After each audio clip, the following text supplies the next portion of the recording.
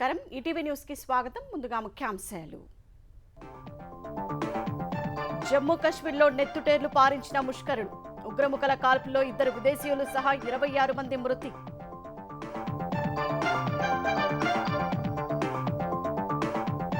ఉగ్రదాడిని తీవ్రంగా ఖండించిన ప్రపంచ దేశాలు భారత్కు మద్దతుగా ఉంటామన్న ట్రంప్ సౌదీ పర్యటనను అర్ధాంతరంగా ముగించుకున్న ప్రధాని మోదీ సిట్ విచారణలో మద్యం కుంభకోణం గుట్టువిప్పిన రాజ్ కేసిరెడ్డి జగన్ ఆదేశాలకు అనుగుణంగా లిక్కర్ విధానం రూపొందించినట్లు వెల్లడి పోలవరం బనకచెల్ల ప్రాజెక్టుకు సాయం చేయాలని కేంద్రాన్ని కోరిన చంద్రబాబు రాజకీయ అంశాలపై అమిత్ షాతో చర్చలు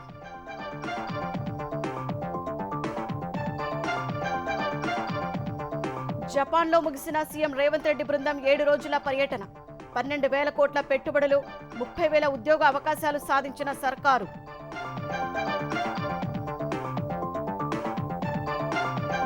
ప్రతి సోమవారం ఇందిరమ్మ ఇళ్ల బిల్లులు చెల్లిస్తామన్న పొంగులేటి భూభారతి గృహ నిర్మాణంపై కలెక్టర్లు దృష్టి పెట్టాలని మంత్రి ఆదేశాలు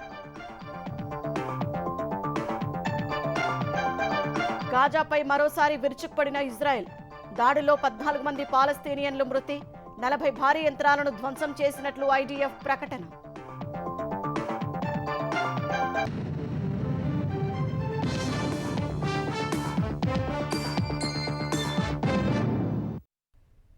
జమ్మూ కాశ్మీర్లో మరోసారి ఉగ్రవాదులు పేట్రేగిపోయారు అనంతనాగ్ జిల్లా పహల్గాంలో పర్యాటకులే లక్ష్యంగా దాడులకు తెగబడ్డారు మినీ స్విట్జర్లాండ్గా పేరొందిన బైసరన్ ప్రాంతంలో విహారానికి వచ్చిన వారిపై పాశవికంగా దాడి చేశారు ఈ ఘటనలో 26 మంది పర్యాటకులు ప్రాణాలు కోల్పోగా 6 గాయపడ్డారు అటు ఉగ్రదాడి నేపథ్యంలో ప్రధాని నరేంద్ర మోదీ సౌదీ అరేబియా పర్యటనను అర్ధాంతరంగా రద్దు చేసుకున్నారు జెడ్డా నుంచి భారత్కు తిరిగి వచ్చారు ఉగ్రదాడికి నిరసనగా కశ్మీర్లోని పలు పార్టీలు బంద్కు పిలుపునిచ్చాయి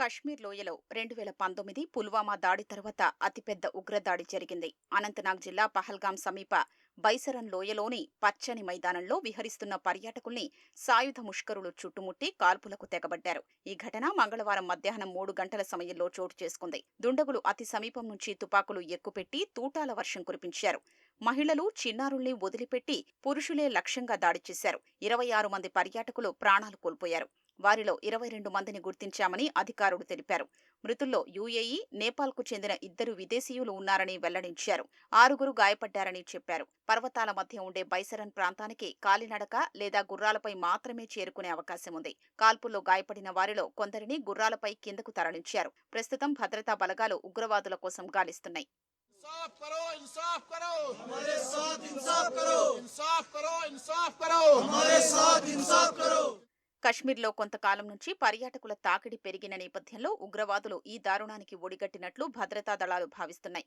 పాకిస్తాన్ కేంద్రంగా ఉగ్ర కార్యకలాపాలు సాగిస్తున్న లష్కరే తోయిబా అనుబంధ విభాగం ద రెసిస్టెన్స్ ఫ్రంట్ ఈ దాడికి తెగబడినట్లు ప్రకటించుకుంది సైనికుల దుస్తుల్లో వచ్చిన 5 ముష్కరులు ఈ ఘాతుకానికి పాల్పడ్డారని తెలుస్తోంది ప్రధాని మోదీ సూచన మేరకు కేంద్ర హోంశాఖ మంత్రి అమిత్ షా మంగళవారం రాత్రి శ్రీనగర్కు చేరుకున్నారు భద్రతా సంస్థల ఉన్నతాధికారులతో సమావేశమై పరిస్థితుల్ని సమీక్షించారు ఆయన వెంట జమ్మూ కాశ్మీర్ లెఫ్టినెంట్ గవర్నర్ కూడా ఉన్నారు ఇవాళ అమిత్ షా పహల్గాంకు వెళ్లనున్నారు ఉగ్రదాడి నేపథ్యంలో ప్రధాని నరేంద్ర మోదీ సౌదీ అరేబియా పర్యటనను అర్ధాంతరంగా రద్దు చేసుకున్నారు జెడ్డా నుంచి ఆయన భారత్కు బయలుదేరొచ్చారు ఈ దుర్ఘటనపై కేంద్ర కేబినెట్ సమావేశమయ్యే అవకాశం ఉంది కశ్మీర్లో జరిగిన ఉగ్రదాడిలో హైదరాబాద్లో పనిచేస్తున్న కేంద్ర ప్రభుత్వ ఉద్యోగి మృతి చెందాడు కోఠీలోని సబ్సిడరీ ఇంటెలిజెన్స్ బ్యూరోలో సెక్షన్ అధికారిగా పనిచేస్తున్న మనీష్ రంజన్ను ముష్కరులు పుట్టన పెట్టుకున్నారు టూర్ అలవెన్స్లో భాగంగా 3 రోజుల క్రితం భార్య పిల్లలతో కలిసి జమ్మూ కాశ్మీర్లోని పహల్గాం వెళ్లారు భార్య 2 పిల్లల ముందే రంజన్ను ఉగ్రవాదులు కాల్చి చంపినట్లు తెలుస్తోంది కుటుంబ సభ్యులు మాత్రం వదిలిపెట్టి ఆయన ఐడీ కార్డు చూసి మరీ చంపారని చెబుతున్నారు బీహార్కి చెందిన మనీష్ రంజన్ ఉద్యోగరీత్యా హైదరాబాద్లో నివాసం ఉంటున్నారు అటు పహల్గాం ఉగ్రదాడి ఘటనను పలు దేశాల అధినేతలు తీవ్రంగా ఖండించారు. పర్యాటకులపై కాల్పులను అత్యంత హేయమైన చర్యగా రాష్ట్రపతి ద్రౌపది ముర్ము పేర్కొన్నారు. అమాయక పౌరులను లక్ష్యంగా చేసుకోవడం భయానకమని, క్షమించరానిదని ఎక్స్లో పోస్ట్ చేశారు. బాధిత కుటుంబాలకు ప్రగాఢ సానుభూతి తెలిపిన రాష్ట్రపతి గాయపడిన వారు త్వరగా కోలుకోవాలని ఆకాంక్షించారు. ఉగ్రదాడిని ప్రధాని నరేంద్ర మోదీ తీవ్రంగా ఖండించారు. అత్యంత హేయమైన దాడికి పాల్పడిన హంతకులను వెనుక ఉన్నవారిని చట్టం ముందుకు తీసుకొస్తామని, వారిని వదిలిపెట్టబోమని ఎక్స్లో పోస్ట్ చేశారు. ఉగ్రముఖుల దృష్ట్యా ఎజెండా ఇప్పటికే విజయవంతం కాదని రాసుకొచ్చారు.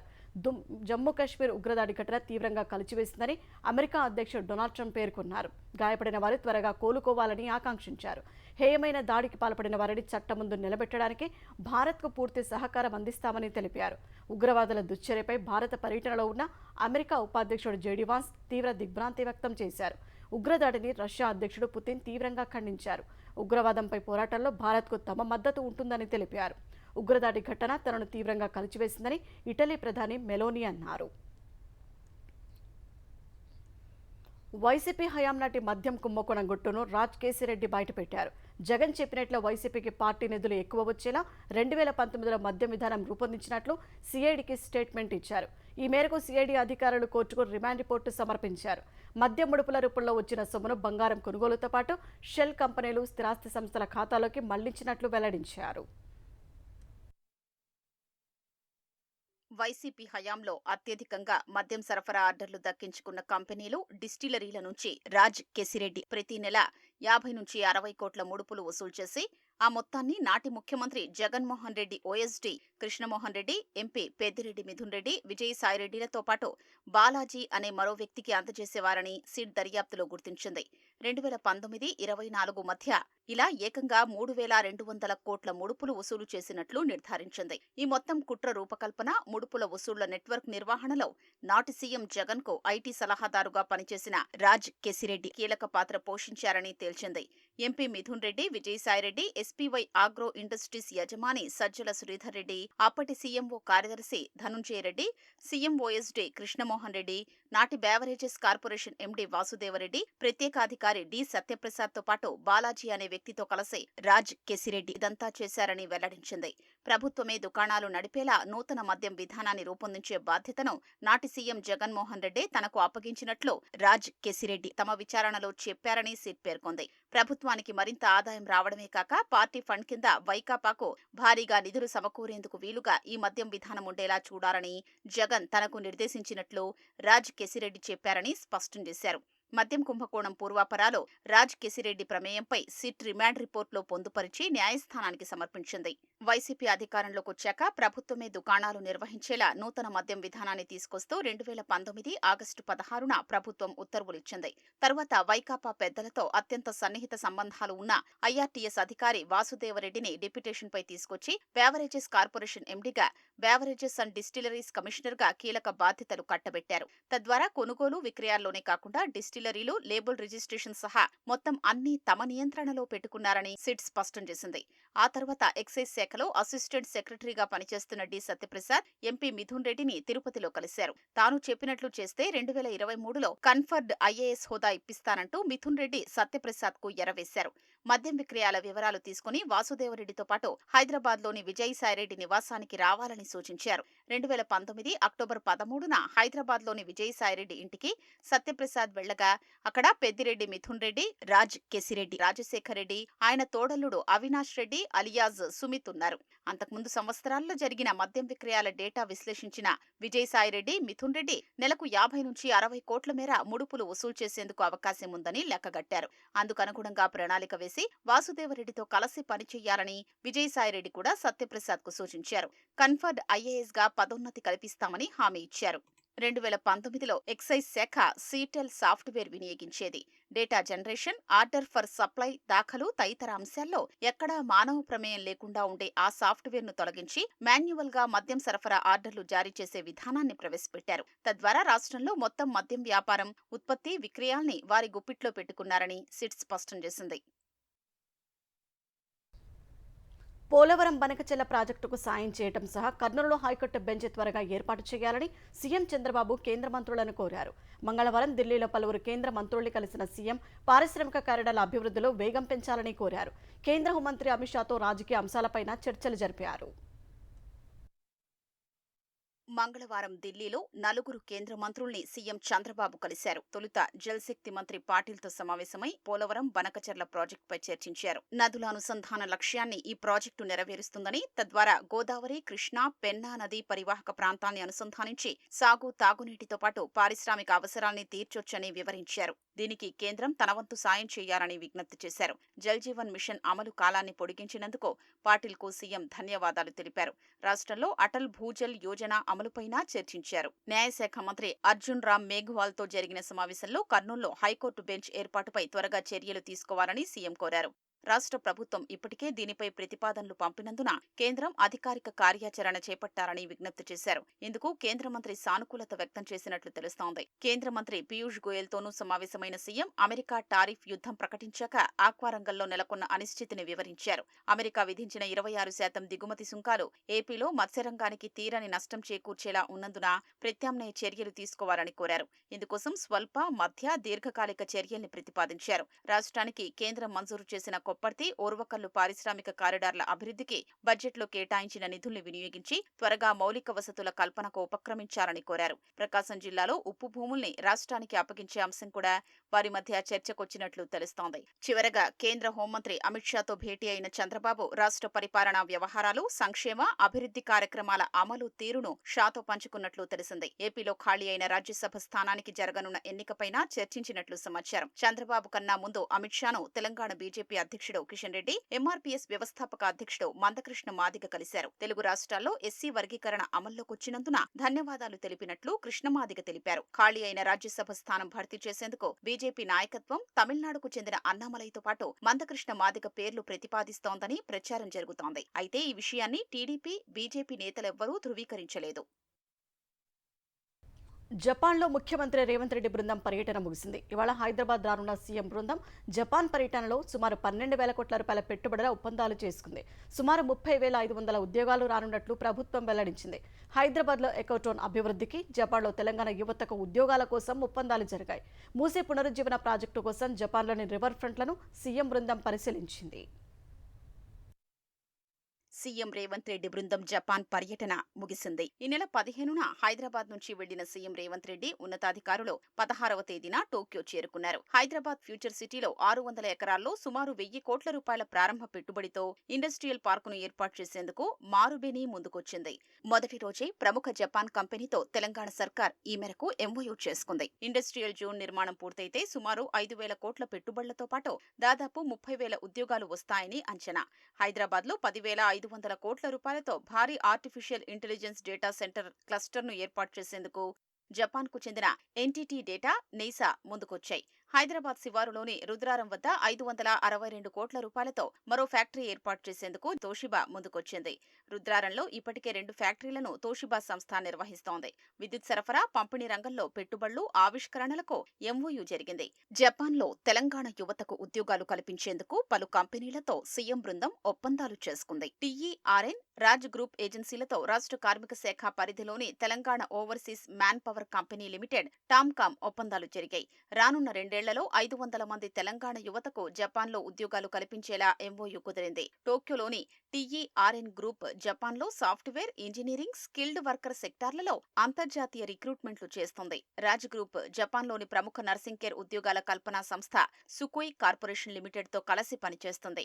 రానున్న 2 ఏళ్లలో హెల్త్ కేర్ రంగంలో 200, ఆటోమోటివ్, మెకానికల్, ఐటీలో 100, హాస్పిటాలిటీలో 100, నిర్మాణ రంగంలో మరో 100 ఉద్యోగాలు కల్పించనున్నారు. హైదరాబాద్లో ఎకోటౌన్ అభివృద్ధి చేసేందుకు రాష్ట్ర బృందం EX research institute, P9 LLC, Nippon steel engineering, new chemical trading, Amita holdings సంస్థలతో ఒప్పందాలు కుదుర్చుకుంది. కిటా క్యూషు మాదిరిగా హైదరాబాద్ను శుభ్రమైన, సుస్థిర నగరంగా తీర్చిదిద్దే దిశగా ఈ ఒప్పందాలు జరిగాయి. టోక్యోలోని సుమిదా రివర్ ఫ్రంట్, కిటా క్యూషులోని మురాసాకి రివర్ ఫ్రంట్లను సీఎం బృందం సందర్శించింది. మూసీ పునరుజ్జీవనం కోసం అనుసరించాల్సిన విధానాలపై అధ్యయనం చేసింది. నిన్న హిరోషిమా నగరాన్ని సందర్శించి డిప్యూటీ గవర్నర్, అసెంబ్లీ స్పీకర్తో రేవంత్ రెడ్డి బృందం సమావేశమైంది. హిరోషిమా, తెలంగాణ మధ్య సంబంధాలపై చర్చించారు. ప్రభుత్వ ఆలోచనలు ప్రాధాన్యతలకు అనుగుణంగా కలెక్టర్లు పనిచేయాలని తెలంగాణ రెవెన్యూ శాఖ మంత్రి పొంగులేటి శ్రీనివాసరెడ్డి తెలిపారు. ఇందిరమ్మ ఇండ్లు, భూభారతి చట్టం అమలుపై కలెక్టర్లు శ్రద్ధ వహించాలని సూచించారు. సీఎస్ శాంతికుమార్తో కలిసి భూభారతి, ఇందిరమ్మ ఇండ్లు, ఎల్ఆర్ఎస్ తదితర అంశాలపై కలెక్టర్లతో మంత్రి వీడియో కాన్ఫరెన్స్ నిర్వహించారు. మే మొదటి వారంలో హైదరాబాద్ మినహా మిగిలిన 28 జిల్లాల్లో ఒక్కో మండలాన్ని తీసుకుని 28 మండలాల్లో భూభారతి చట్టాన్ని ప్రయోగాత్మకంగా అమలు చేస్తామని తెలిపారు. భూభారతి అమలు చేసిన 4 మండలాల్లోని తహసీల్దార్ నేతృత్వంలోని బృందం ఈ 28 మండలాల్లోని తహసీల్దార్, డిప్యూటీ తహసీల్దార్, మరో 2 అధికారులకు చట్టంపై వర్క్షాప్ నిర్వహించనున్నట్లు తెలిపారు. ఇందిరమ్మ ఇండ్ల లబ్ధిదారుల ఎంపిక ప్రక్రియను మే మొదటి వారంలోగా పూర్తి చేసి నిర్మాణాలను వేగవంతం చేయాలని కలెక్టర్లను ఆదేశించారు. నియోజకవర్గానికి 3,500 ఇండ్ల చొప్పున లబ్ధిదారులను ఎంపిక చేయాలని, 200 దరఖాస్తులకు ఒక గెజిటెడ్ అధికారిని నియమించాలని సూచించారు. నిర్మాణ దశలను బట్టి ప్రతి సోమవారం లబ్ధిదారుల ఖాతాలో నేరుగా డబ్బు జమ చేయాలని సూచించారు. 25% రాయితీతో ఇచ్చిన ఎల్ఆర్ఎస్ గడువు ఈ నెల 30వ తేదీతో ముగుస్తుందని, మరోసారి గడువు పెంచే ఆలోచన ప్రభుత్వానికి లేదని మంత్రి స్పష్టం చేశారు. దేశ ఇంధన రంగంలో విప్లవాత్మక మార్పులకు రాష్ట్రాల మధ్య పరస్పర సహకారం అత్యంత కీలకమని తెలంగాణ ఉప ముఖ్యమంత్రి భట్టి విక్రమార్క అన్నారు. ఇందుకు తెలంగాణ ప్రభుత్వ రంగ సంస్థ సింగరేణి, రాజస్థాన్ విద్యుత్ ఉత్పాదన్ నిగమ్ లిమిటెడ్ మధ్య ఇటీవల జరిగిన 3,100 మెగావాట్ల విద్యుత్ ప్లాంట్ ఏర్పాటు ఒప్పందమే నిదర్శనమని పేర్కొన్నారు. తెలంగాణ, రాజస్థాన్ మధ్య గతంలో చేసుకున్న సోలార్, థర్మల్ విద్యుత్ ఒప్పందాలను ముందుకు తీసుకువెళ్లే క్రమంలో సచివాలయంలో రాజస్థాన్ విద్యుత్ శాఖ మంత్రి హీరాలాల్ నగర్తో భట్టి విక్రమార్క భేటీ అయ్యారు. రాష్ట్రంలో నెలకొల్పనున్న 1,600 మెగావాట్ల థర్మల్ ప్లాంట్లలో ఒకటైన సింగరేణి 800 మెగావాట్ల ultra super critical thermal power plant నిర్మాణ పనులకు వచ్చే నెల 2వ వారంలో శంకుస్థాపన చేసేందుకు ఏర్పాట్లు చేయాలని అధికారులను ఆదేశించారు. ఇప్పటికే ఈ ప్లాంట్ నిర్మాణానికి సంబంధించిన బాధ్యతలను కేంద్ర ప్రభుత్వ సంస్థ అయిన BHELకు అప్పగించిన విషయాన్ని గుర్తు చేశారు. 3,100 మెగావాట్ల విద్యుత్ ప్లాంట్ ఏర్పాటు కోసం చేసుకున్న ఒప్పందంలో భాగంగా ఇరు కంపెనీల సంయుక్త భాగస్వామ్య కంపెనీని నెలకొల్పడానికి తక్షణమే చర్యలు తీసుకోవాలని నిర్ణయించారు.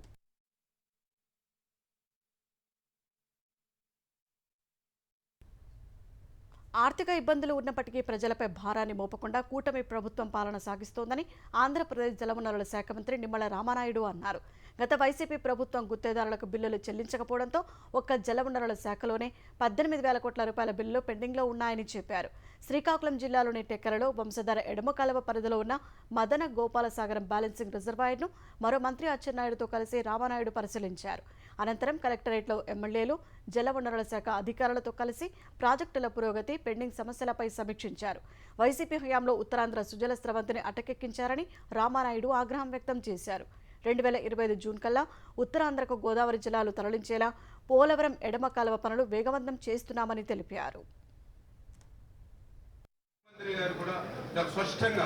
ఎందుకంటే పోలవరం ప్రాజెక్టు పూర్తయ్యేంత వరకు వేచి చూడకుండా ఆ పోలవరం దగ్గర ఏదైతే పురుషోత్తపట్నం పుష్కర ఎత్తుపోతల నుంచి ఆ లెఫ్ట్ కెనాల్ మీరు పూర్తి చేసి ఉత్తరాంధ్ర సుజల స్రవంతికి నీరు ఇవ్వండి, ఉత్తరాంధ్రకి ఈ సంవత్సరంలోనే నీరు తీసుకెళ్ళండి అంటే మొన్న 1,200 కోట్ల రూపాయలు పెట్టి ఆ ఏదైతే లెఫ్ట్ కెనాల్ కూడా టెండర్స్ పిలిచి ఈ యొక్క 2025 జూన్కే ఆ లెఫ్ట్ కెనాల్ కూడా పూర్తి చేసేటువంటి విధంగా లక్ష్యంగా పెట్టుకుని పనిచేస్తూ ఉన్నాం. ప్రకాశం జిల్లా నాగులపలపాడు మాజీ మండల అధ్యక్షుడు టీడీపీ నాయకుడు ముప్పవరపు వీరయ్య చౌదరి దారుణ హత్యకు గురయ్యారు. ఒంగోలు మినీ బైపాస్లోని అపార్ట్మెంట్లోని తన కార్యాలయంలో ఉన్న సమయంలో 4 వ్యక్తులు ముసుగులు వేసుకుని వచ్చి ఆయనను కత్తులతో దారుణంగా పొడిచారు. హఠాత్ పరిణామానికి దిగ్భ్రాంతికి గురైన కార్యాలయంలోని సిబ్బంది హుటాహుటిన ప్రైవేట్ ఆసుపత్రికి తరలించారు. వైద్యులు చికిత్స చేసేందుకు ప్రయత్నించేలోపే పరిస్థితి విషమించి వీరయ్య చౌదరి చనిపోయారు. వీరయ్య చౌదరి ప్రకాశం జిల్లా తెలుగుదేశం పార్టీలో కీలకమైన వ్యక్తి. సంతనూతలపాడు నియోజకవర్గంలో పార్టీ వ్యవహారాలు చూసేవారు. మద్యం వ్యాపారంలో కూడా వీరయ్య చౌదరి ఉన్నారు. వీరయ్య చౌదరి హత్యను సీఎం చంద్రబాబు తీవ్రంగా ఖండించారు. పార్టీలో వీరయ్య చౌదరి ఎంతో చురుగ్గా ఉండేవారని, అలాంటి నేతను కోల్పోవడం విచారకరమన్నారు. ఘటనపై జిల్లా ఎమ్మెల్యేలు, మంత్రులతో సీఎం మాట్లాడారు. పోలీసు అధికారులతోనూ మాట్లాడిన సీఎం నిందితులపై కఠిన చర్యలు తీసుకోవాలని ఆదేశించారు. వీరయ్య చౌదరి కుటుంబానికి అండగా ఉంటామని భరోసా ఇచ్చారు. వీరయ్య చౌదరి హత్య వార్త షాక్కు గురిచేసిందన్న మంత్రి లోకేష్ హంతకులపై కఠిన చర్యలు తీసుకోవాలని పోలీసు యంత్రాంగాన్ని ఆదేశించామన్నారు. హైదరాబాద్ జిల్లా స్థానిక సంస్థల ఎమ్మెల్సీ ఎన్నికకు నేడు ఎన్నిక జరగనుంది. ఉదయం 8 గంటల నుంచి సాయంత్రం 4 గంటల వరకు జీహెచ్ఎంసీ ప్రధాన కార్యాలయంలో పోలింగ్ జరగనుంది. ఈ ఎన్నికలో మొత్తం 112 మంది ఓటర్లు ఉండగా 81 మంది కార్పొరేటర్లు, 31 మంది ఎక్స్ అఫీషియో సభ్యులు ఉన్నారు. హైదరాబాద్ జిల్లాకు చెందిన కార్పొరేటర్లు, ఎమ్మెల్యేలు, ఎంపీలు ఓటు హక్కు వినియోగించుకోనున్నారు. ఓ మైక్రో అబ్జర్వర్తో పాటు కౌంటింగ్ సూపర్వైజర్, 2 సహాయకులతో ఓ బృందాన్ని ఏర్పాటు చేశారు. బ్యాలెట్ పద్ధతిలో జరగనున్న ఈ పోలింగుకు ఎక్స్ అఫీషియో సభ్యుల కోసం ఒక పోలింగ్ కేంద్రం, కార్పొరేటర్లకు మరో కేంద్రం ఏర్పాటు చేశారు. ఈ ఎన్నిక కోసం 250 మంది పోలీసుల బందోబస్తుతో పాటు మొత్తం 500 మంది సిబ్బంది ఎన్నిక విధుల్లో ఉండనున్నారు. ఈ ఎన్నికలో నోటా ఆప్షన్ ఉండదని, విప్ కూడా ఉండదని ఎన్నికల అధికారి అనురాగ్ జయంతి తెలిపారు. ఈ ఎన్నికల్లో బీజేపీ, ఎంఐఎం అభ్యర్థులు పోటీ పడుతుండగా కాంగ్రెస్ పోటీకి దూరంగా ఉంది. బీఆర్ఎస్ సైతం అభ్యర్థిని నిలబెట్టకపోవడంతో పాటు ఓటింగుకు దూరంగా ఉండాలని నిర్ణయించుకుంది. ఈ నెల 25న ఎన్నికల సంఘం ఓట్ల లెక్కింపు జరపనుంది. పోలవరం ఎగువ జలాల కారణంగా తెలంగాణలోని 6 వాగుల ప్రవాహంపై పడే ప్రభావం విషయమై అధ్యయనం చేసేందుకు రంగం సిద్ధమవుతోంది. ఇటీవలి సమావేశంలో తెలంగాణ అధికారులు చేసిన విజ్ఞప్తి మేరకు అధ్యయనం చేయించాలని నిర్ణయించిన పోలవరం ప్రాజెక్టు అథారిటీ ఈ మేరకు కేంద్ర జలసంఘానికి లేఖ రాసింది. గతంలో నిర్ణయించిన కిన్నెరసాని, ముర్రేడు వాగుతో పాటు మరో 6-7 వాగుల ప్రవాహానికి సంబంధించి సిడబ్ల్యూసీ సహకారంతో అధ్యయనం చేయించాలని ఇటీవలి సమావేశంలో పీపీఏ నిర్ణయం తీసుకుంది. గతంలో చేసిన బ్యాక్ వాటర్స్ అధ్యయాలు, పోలవరం ప్రాజెక్టుకు సంబంధించిన అంతరాష్ట్ర అంశాలను కూడా పరిగణలోకి తీసుకొని అధ్యయనం చేయాలని కేంద్ర జలసంఘాన్ని కోరింది. గాజా పట్టీపై ఇజ్రాయెల్ జరిపిన దాడిలో 14 మంది పాలస్తీనియన్లు మృతి చెందారు. మృతుల్లో ఎక్కువ మంది మహిళలు, చిన్నారులు ఉన్నారని గాజా ఆరోగ్య శాఖ తెలిపింది. భవన శిథిలాలు తొలగించేందుకు పలు దేశాలు పంపించిన బుల్డోజర్లను సైతం ఇజ్రాయెల్ దళాలు ధ్వంసం చేశాయి. శిథిలాలను తొలగించే 40 భారీ యంత్రాలను ధ్వంసం చేశామని ఇజ్రాయెల్ సైన్యం తెలిపింది. పేలుడు పదార్థాలను అమర్చేందుకు, సొరంగాలను తవ్వేందుకు, సరిహద్దు కంచెను తొలగించేందుకు హమాస్ మిలిటెంట్ బుల్డోజర్లను ఉపయోగిస్తున్నారని ఆరోపించింది. ఉత్తర గాజాలోని జబాలియా ప్రాంతంలో పార్కింగ్ గ్యారేజీపై ఇజ్రాయెల్ జరిపిన వైమానిక దాడిలో 9 బుల్డోజర్లు ధ్వంసమయ్యాయి. జనవరిలో ఇజ్రాయెల్, హమాస్ మధ్య కుదిరిన కాల్పుల విరమణ సమయంలో శిథిలాలను తొలగించేందుకు ఈజిప్టు, ఖతార్ దేశాలు బుల్డోజర్లను గాజాకు విరాళంగా ఇచ్చాయి. అటు లెబనాన్పై ఇజ్రాయెల్ జరిపిన దాడిలో 2 పౌరులు ప్రాణాలు కోల్పోయారు.